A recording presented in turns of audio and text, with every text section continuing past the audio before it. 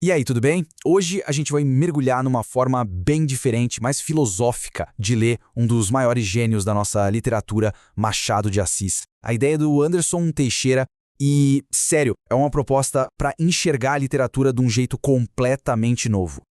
Bom, para começar, vamos direto na fonte, né? Nas palavras do próprio Teixeira. Ele já manda a real logo de cara. Isso aqui não é uma análise acadêmica daquelas cheias de jargão.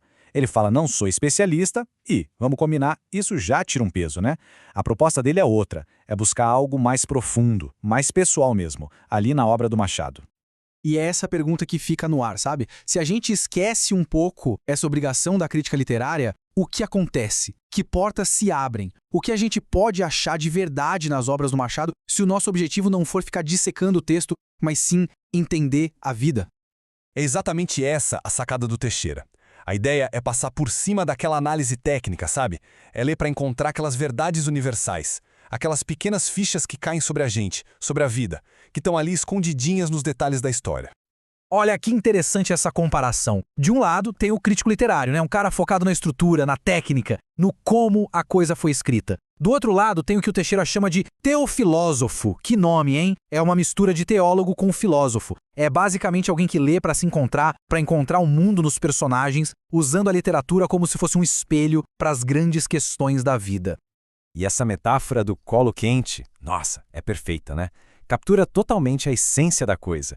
A literatura vira esse lugar de aconchego, de contemplação, um espaço onde as grandes ideias da filosofia não são só teoria. Elas estão ali, acontecendo, na vida dos personagens. Beleza, mas como isso funciona na prática? Então o Teixeira não olha para os personagens como se fossem só personagens. Ele os vê como arquétipos. E por que isso é tão forte? Porque quando um personagem vira um arquétipo, ele deixa de ser só ficção e vira um espelho. Um espelho de parte da natureza humana que a gente reconhece na gente ou em quem está do nosso lado. Pega essa frase clássica do Machado, por exemplo. Um crítico tradicional talvez fosse analisar ela dentro do contexto da história e tal. Mas para o Teixeira, não. Para ele, essa frase é o ponto de partida para uma viagem filosófica muito maior. E aí que tá o pulo do gato. O Teixeira usa essa frase para olhar para o personagem Viana e dizer: esse cara é o arquétipo do homem de mentira. Sabe, aquele tipo que fala bonito, mas é tudo vazio, um teatro. As lágrimas dele não convencem porque não vem de dentro, não tem verdade. É uma reflexão muito, muito profunda sobre o que é ser autêntico. Vamos para outro exemplo que é genial também. O Machado solta essa, que mentir às vezes é tão involuntário quanto respirar. Caramba! O Teixeira pega essa ideia e joga em cima de outro personagem para mostrar um outro tipo de falsidade. Isso se encaixa perfeitamente na análise do Dr. Camargo. Ele é o hipócrita religioso clássico. Por fora é tudo devoto, mas é só performance. Por dentro é frio, um coração de pedra, como diz o texto. A mentira dele é involuntária, virou parte de quem ele é, uma segunda natureza mesmo. Ok, a gente viu esses exemplos, mas e aí? Para onde isso vai? Existe um método por trás disso tudo? Uma estrutura? A resposta é sim, existe. O Teixeira criou um conceito que ele chama de letraduras. É basicamente um método para fazer da leitura um exercício sério, rigoroso mesmo. E não só intelectual, mas espiritual também. O objetivo final? Treinar a nossa imaginação para enxergar a realidade de verdade. Cara, o nome letratura já é genial por si só, né? Letra mais dura. A ideia é essa mesmo, dar peso, dar o que ele chama de carne da realidade para as palavras. É para que a linguagem não vire só um blá blá blá vazio, sabe? Desconectado do mundo real. E como é que funciona essa tal de litradura?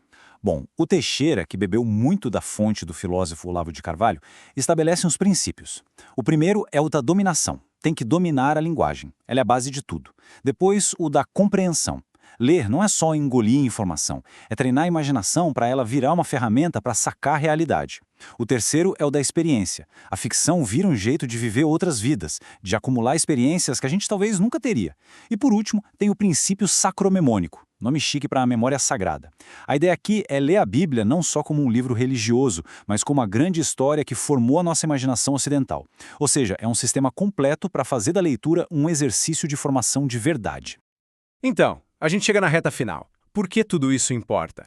O que a gente ganha quando transforma a literatura numa ferramenta para filosofar sobre a vida?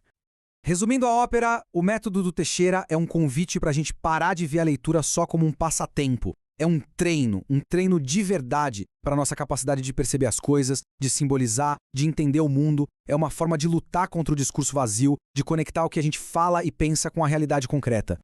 E para fechar, fica uma provocação. Se os personagens do Machado podem ensinar tanto sobre hipocrisia, mentira, verdade, o que será que a nossa própria história, a nossa narrativa pessoal, revelaria se a gente parasse para analisar? Fica aí a reflexão.